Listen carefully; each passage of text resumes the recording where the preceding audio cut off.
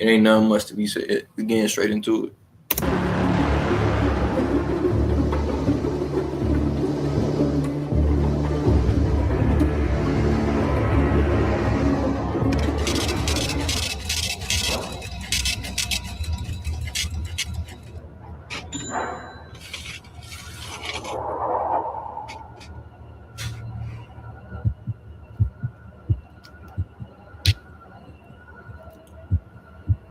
Walmart demon. Nights at Walmart are never the same as the last. Sometimes, my shift is so slow and boring that I'm struggling to stay awake. Other nights, it's a nonstop barrage of helpless customers, loiterers, shoplifters, and crackheads. The only thing that makes it any easier are my coworkers. Not long ago, an especially good friend of mine still worked here. Josie was the best part of any shift. Night by night, we were slowly becoming more than friends. Of course, that meant our managers made sure we rarely ever saw each other. The way they'd put us at opposite ends of the store, I guess they didn't want two of their best employees to accidentally find happiness together. But that's beside the point. One night, Josie and I were working the same shift, but as usual, not together. I had to help man the self-checkout area, and Josie was holding down the clothing department by herself. It was late, enough for a bit of excitement to start building up in my stomach. Not only would I be home in a couple of hours, but the fitting rooms were closing any minute, which meant Josie might be free to come help near checkout as the last of the customers left the store. However, I momentarily forgot where I worked. Walmart, a place in which even a fleeting moment of joy is easily destroyed. I had just finished checking someone's receipt, making sure they correctly scanned in their 8 cases of diet soda, when I waved them on and looked toward the entrance to see an unsavory sight. A large, sweaty, shirtless man was clobbering his way into the store. He didn't actually run into anybody, but he looked like he was either on something or off his rocker completely. Still, I had to step away from my station and tell him something important. Sir, stop. You can't be in here half naked. You have to put a shirt on. I'm going to buy a shirt right now, dumbass. Mind your business. I didn't feel there was much of a choice for me but to let him slide. The guy was way bigger than me, so I didn't want any trouble. Reluctantly, I returned to the self-checkout. Weight don't mean nothing. And that's a fact. It don't matter how big you is, bro. I'm getting you down some way, somehow, bro. Area, trying to focus on the people there. I was at work. I didn't need to be a hero or anything. I just had to do what I was supposed to do and let the people in the clothing department handle that guy. A few seconds too late, it hit me. Josie was running the clothing department, alone. And right as I had the realization, I heard Josie scream. I immediately made a break for it, running as fast as I could. I got to the clothing department seconds later, but I didn't get there in time. I didn't save Josie. All I managed to do was to get there just to be able to watch as that freak. He had this giant red knife in his hand from God knows where. He grabbed Josie and stabbed her.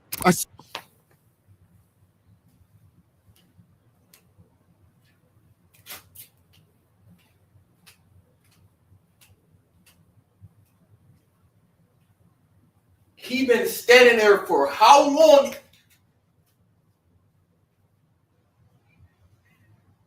He had all the chances in the world, bro. All the chances in the world. He just standing there. He just standing there, bro. Saw the life drain from her eyes as she collapsed. The man fell on top of her, pulling the knife out just to take it into both hands and plunge it straight down, right through the center of her neck. I thought I must be having a nightmare, a hallucination, something. It couldn't be real. Love Roblox?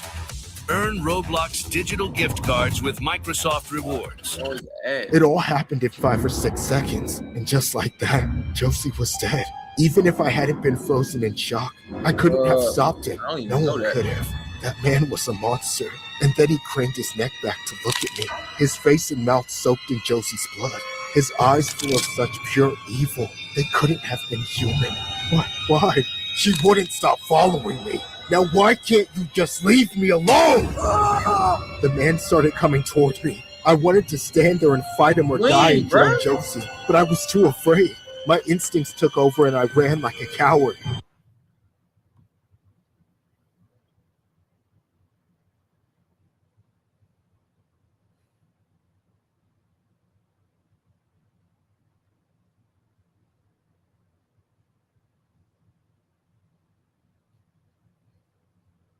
I could barely breathe through the tears, and somehow, that man was way faster than he should have been. A few more seconds, and he might have caught up and granted my wish. But at the last second, I realized I was running straight for a bunch of cops. I panicked and ducked, tripping over myself and sliding across the floor. The next instant, I heard a gunshot. A bullet flew right over my head. It made my ears ring, but when I could hear again, I heard the clicking of what I realized was a taser.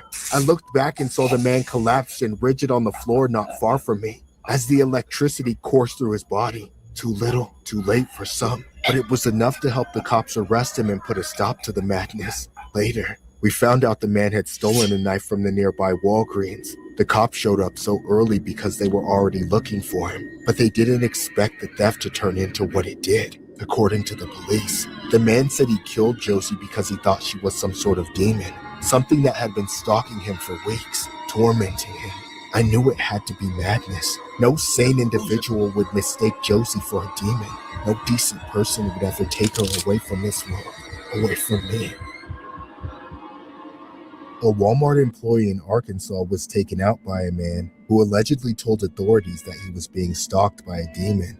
Around 10:58 p.m., officers were dispatched to a report of a man stabbing a woman inside the store. Officers arrived and encountered 37-year-old Cedric Ross, who was still armed with a knife.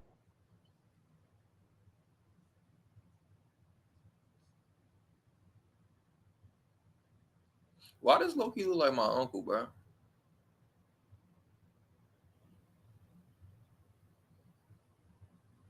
Bro, this Loki look like my uncle.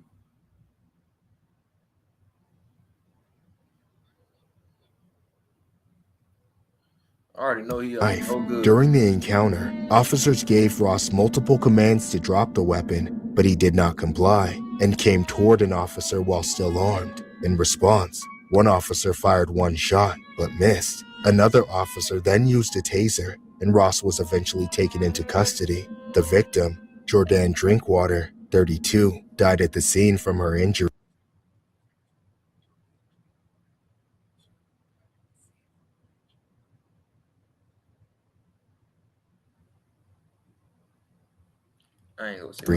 During the investigation, Ross allegedly told law enforcement that he had stolen a large knife from Walgreens before the attack and a machete from Walmart for protection because he said a demon was stalking him. He described the demon as a light-skinned black woman with brown eyes and a weave whom he had only seen at a distance. While at light skin.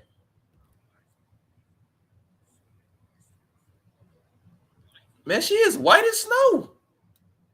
She ain't nowhere near light skin. Protection because he said a demon was stalking him. He described the demon as a light-skinned black woman with brown eyes and a weave whom he had only seen at a distance. While at Walmart, he said he allegedly grabbed the demon and began stabbing it in the neck and shoulder in an attempt to kill it. However, after the stabbing, he looked down and realized that the victim on the ground was not the demon he thought he had saw. Authorities said Ross was not employed by Walmart and was not known to Drinkwater and had no interaction with her before the attack.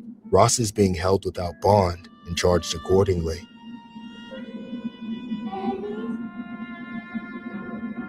Lunatic.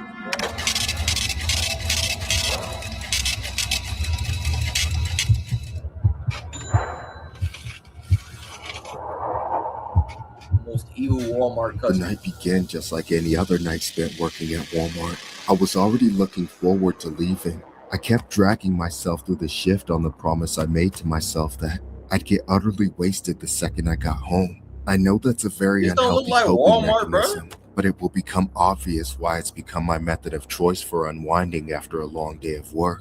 At around 10 p.m., a particular woman walked through the front entrance. She didn't grab a cart or a basket, nor did she seem capable of doing so.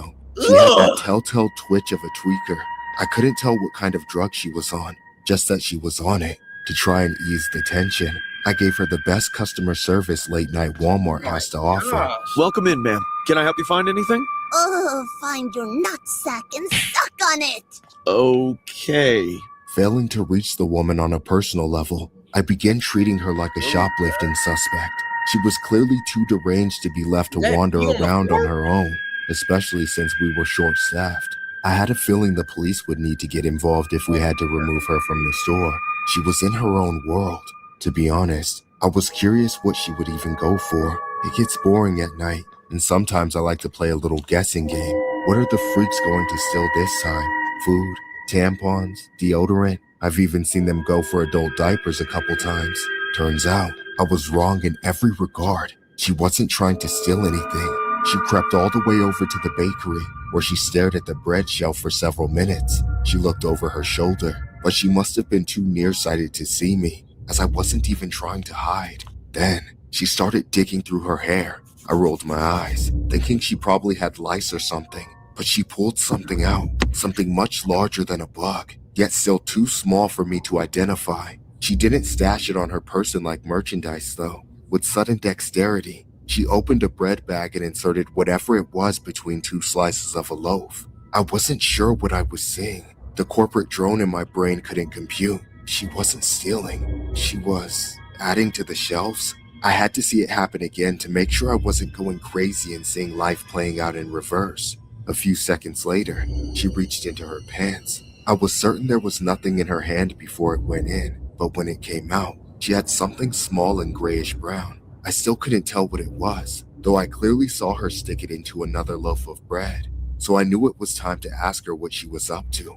I didn't want to confront her like a security guard. I just wanted to begin the process of getting her out. I didn't realize how quickly things would escalate. Excuse me, miss. I couldn't help but notice you just put something in that bread. Would you mind telling me what it was?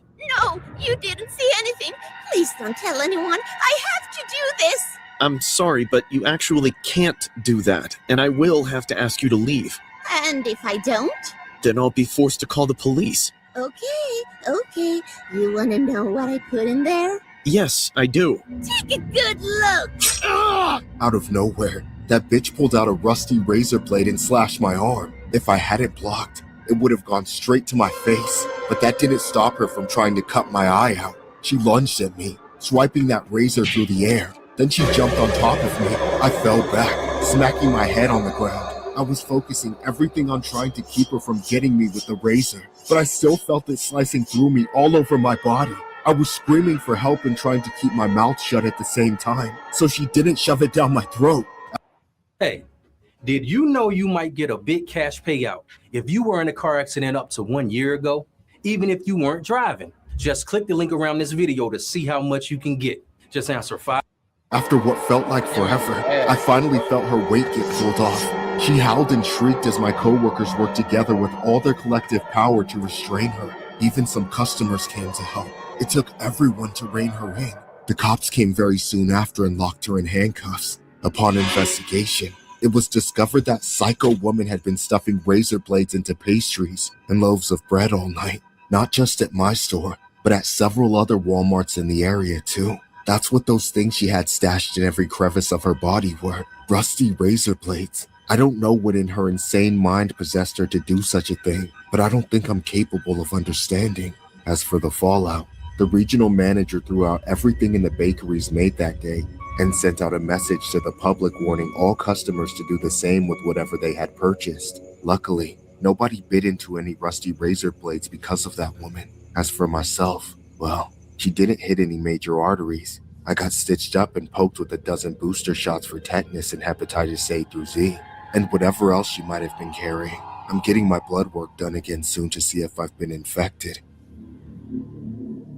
Police in Mississippi have arrested 33-year-old Camille Benson after raising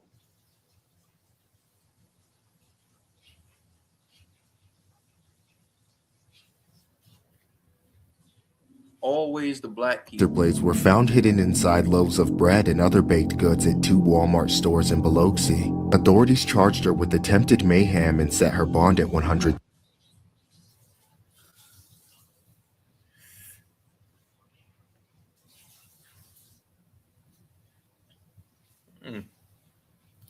scratch me up with some razor blades, man.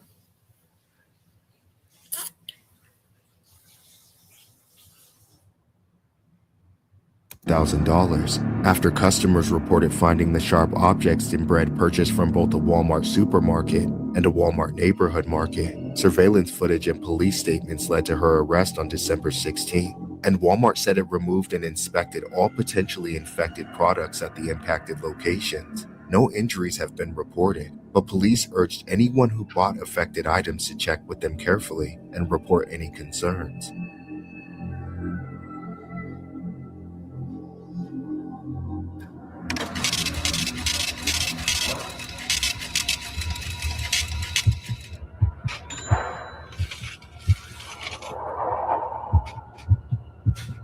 Working this dead-end job at Walmart, I have no desire to go above and beyond for my team, and I've already accumulated quite a few unpleasant memories that will stick with me for the rest of my life. Without a doubt, this is the worst one. It started on a Friday night. Barely anyone was around, but of course, that was merely false hope.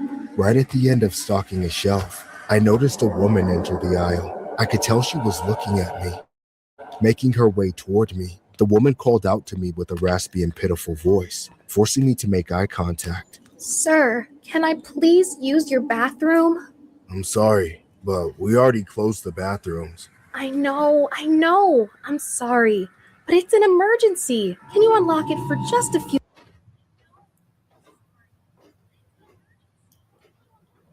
Bro. Why he talk like that, bro? I'm sorry. We're about to... Like, come on, bro. 2 minutes. What's I up with promise that? I'll leave before you close. I mean, I could get into trouble. Please, you gotta understand, this is the last language? chance I have to go somewhere that's safe. If I don't go now, I'll have to do it outside. And the last time I did that, I got attacked, and I just can't. Okay, fine. You don't have to explain all that. Just follow me. The woman immediately began to thank me profusely, but I told her in the nicest way to save it. Helping her felt like the right thing to do, but it didn't make me feel good. Not wanting to be seen together by my coworkers, I quietly led her to a family restroom, one of the single-use ones. The woman entered the bathroom and locked herself inside. I walked away before anyone saw me. I didn't want to be associated with any potential incidents. Afterwards, I went back to what I was doing and continued my shift like nothing was out of the ordinary. Really, nothing was unusual. I finished stocking everything, helped clean up, then I left the store on schedule. When I got home, I briefly remembered the woman, realizing I hadn't actually made sure she left before the store closed. I didn't dwell on it though. I figured one of the managers had to have checked that bathroom on their final sweep and dealt with it. Unfortunately, the next day, I clocked in and noticed something disheartening after just a few minutes. The bathroom I had helped that lady into was closed off. There was an out of order sign right out front, and the door was locked. All at once, I felt a mix of emotions. I had made the mistake of taking pity on someone. I helped them out, and they took advantage of my kindness. They were probably spinning a sob story from the start. And for what? To do what every other junkie does? Lock themselves in the bathroom and get high, despite my feelings. I did my best to forget about it, unless I got written up for it. The whole thing really was just a minor inconvenience. Someone, hopefully other than me, would get stuck with the dirty job of cleaning up after the mess. Then the bathroom would reopen, and it would be all par for the course for Walmart. However, an entire day passed, and nobody went in. Then another day. Finally, on Monday, it was me. I got stuck with it. Now, I was pissed. Half at this drug addict who lied to me, and half at myself for believing her. As I gathered some supplies before going in, I kept thinking about how I would probably get called into the office right afterward, shown the footage of me letting her in, then slapped with some stupid punishment. If only that were the case. No repercussions I imagined would have ever come close to the reality I was about to face. I was wholly and completely unprepared as I walked up to that door. I inserted the key and turned the lock with my guard entirely down.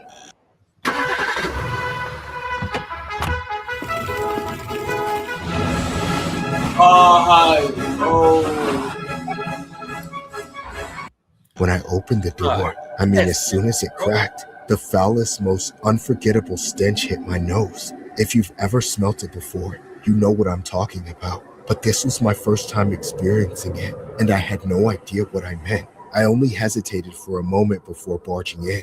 Swinging the door wide open, there was a dead person on the floor, a woman, the same scrawny, helpless girl I helped a few nights ago. She'd been trapped in there this whole time. Her body was bloated and leaking dark, festering fluids everywhere. I recoiled with every fiber of my being. I slammed the door shut, falling backwards away from the bathroom, and subsequently throwing up on myself out of pure shock. Suddenly, every bit of self-wallowing I'd been allowing myself was put into perspective. I didn't have a shitty life. That woman did. I was just a shitty person. Yet I'm still alive, and she met her end in a Walmart bathroom. The fact that the cause of her death was an overdose matters very little to me now. I was the last human face she ever saw, and all I wanted was to get her out of my sight. Surprisingly, I didn't face any charges, nor did I lose my job, but that doesn't alleviate the guilt. This incident occurred in June 2017 at a Walmart in Sand Springs, Oklahoma. Catherine Caraway, 29, was found deceased in a single-use family bathroom at the back of the store on a Monday afternoon. Surveillance video showed Caraway entering the restroom around 6 p.m. on Friday, meaning her body remained in the locked room for approximately 3 days. A Walmart employee tried to enter the locked bathroom on Friday, and assuming it was broken, placed an out-of-order sign on the door without checking inside. The body was discovered when the bathroom was finally unlocked on Monday. While police initially did not consider the death suspicious, a later autopsy indicated the cause was related to difluoroethane toxicity, often from huffing aerosol propellant. Hey, 10 out of 10, bro. 10 out of 10.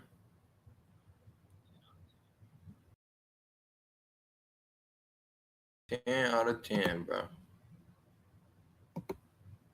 That's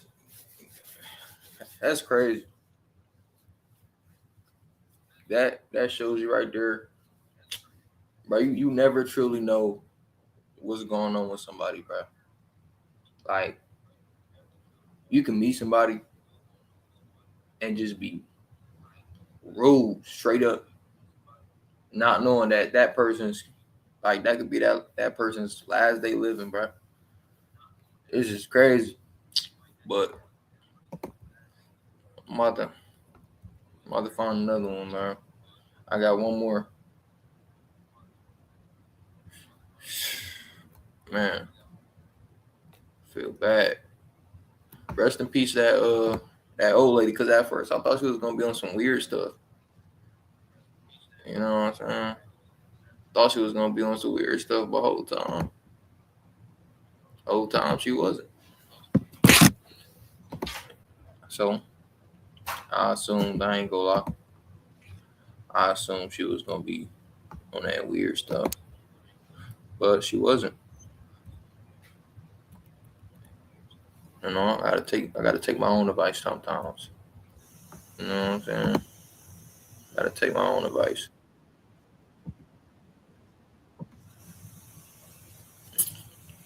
Crazy. But I got this last one for y'all. It's one by Me Canyon this time. Me Canyon. Hold on. Let me fix this camera. All right. You ready? Let's do it. You ready? Let's do it. You ready? Make sure y'all lock in, bro. Pay attention.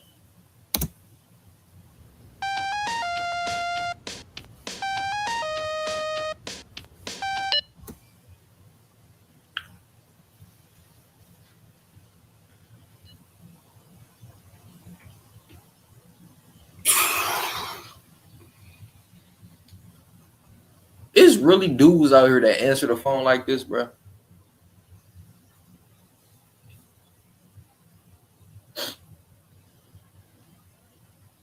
Stop. man. Stop. Why is we answering the phone like this? Is this attractive? Is this attractive?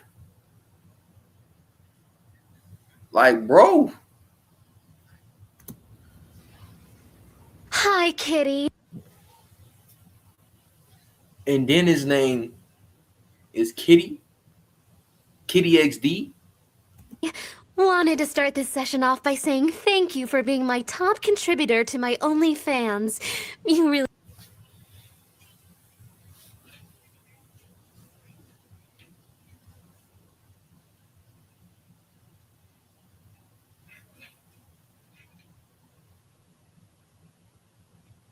Huh.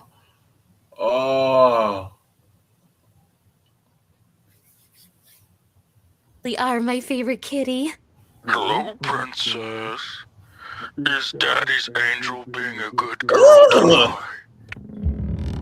Sorry, I just keep hearing things. God, you make me so hot. Making me act up like an old thirsty hound dog.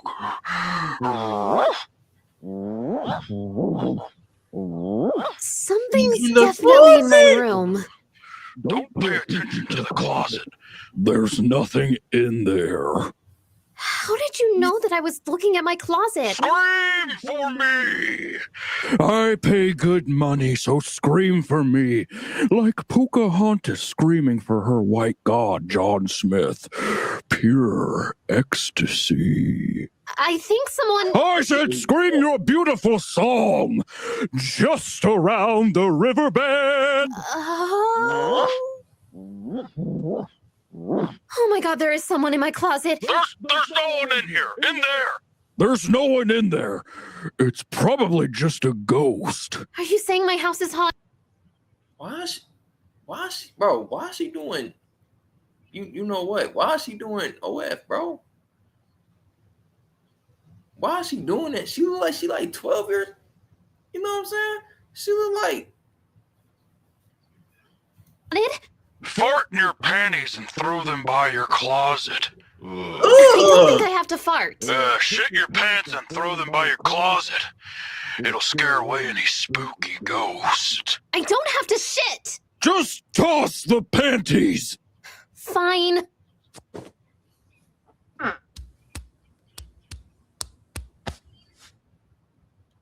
how did she not see that? Oh my god. Oh god. Oh. Kitty? Are you in my closet? No way, baby. I'm so far away right now. I know you're in there. Get out of my closet. Is that a corpse? Is that a corpse husband poster? Yeah, that is definitely a corpse husband poster, bro. And who the frick is right here? Who? I honestly did not. I did not peep this. Who is right here, bro? I know. That's why y'all. That's why y'all stars. Y'all gotta chill, bro. Because it's really weirdos out here like this. You're in there. Get out of my closet. Oh my god. Kitty? Hello, Boo. Get the fuck out of here! Okay. Are we still on for our call next week, or? Get out of here! Okay, all right. To the spoils go the victor.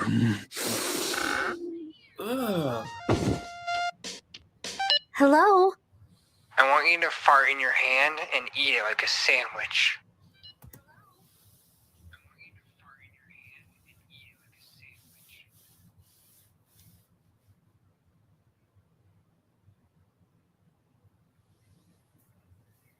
Time out, bro. Time out, bruh. What is we talking about right now, bruh?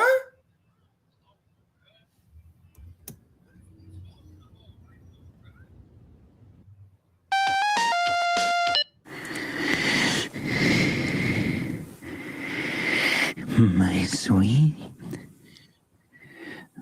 Princess. Baby. Oh, you're so beautiful, princess. Here. Great. What can Daddy do for you?